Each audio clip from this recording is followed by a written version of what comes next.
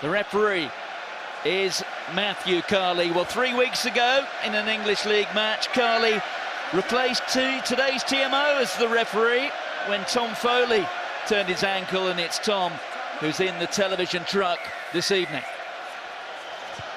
Well, can France take another bold step towards the Grand Chelem, the Grand Slam? Cyril Bay trucking the ball up. That's the halfway line. Dupont just sees a little gap. The offload to the big man, Willemse. And it's a penalty which goes against Wales, who missed a couple up at Murrayfield a fortnight ago. And that one, just for a moment, threatening to get a little bit close to that left and upright, but it's just the start that the Perpignan fullback was looking for. Wales lead by 3. We've only been playing 2 minutes. Force Wales on this occasion back 3 back, and then compete at the breakdown. Underneath it is Gregory Aldrit, the #1 carrier. Well, France guilty of obstruction. You went there.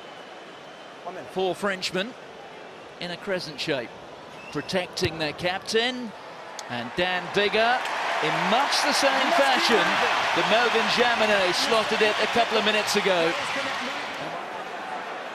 Wales really are stretched here. They're effectively a man down.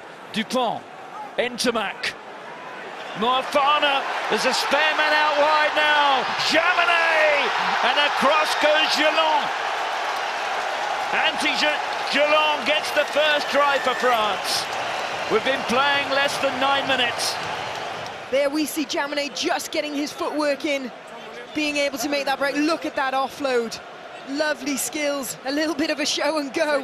Good defence initially from Wales, but you could just see the overlap they've managed to create there. From that collision in midfield, they sucked in plenty of Welsh players. It's just France is so clinical. You know, they've scored every one of their tries in this Six Nations within 5 phases. When it's on to go, they know and they go.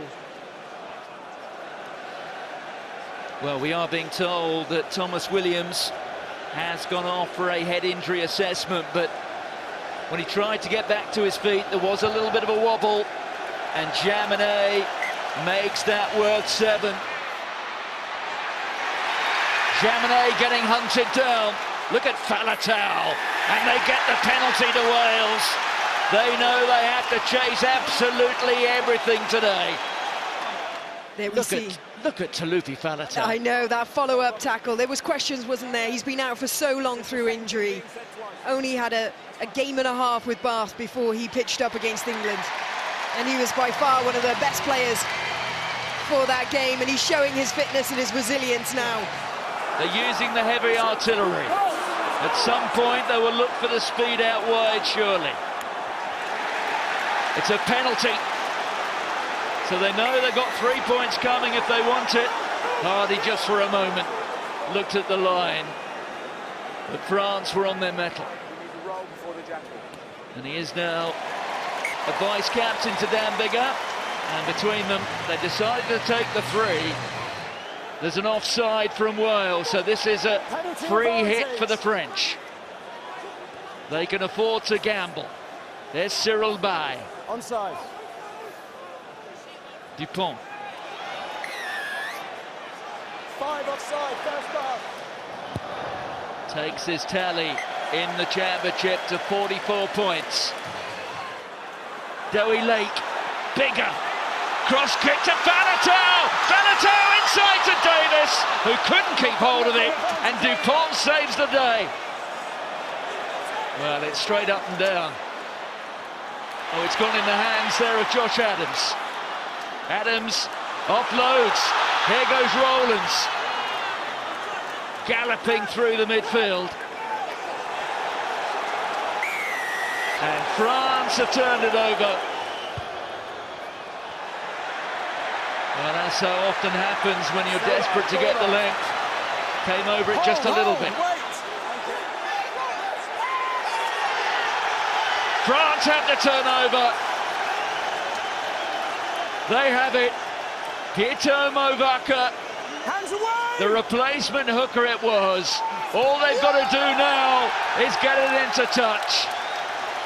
And the only try scored tonight was from Anthony Geelong, and it's he who fires the ball into touch. They're now within 80 minutes of the Grand Slam.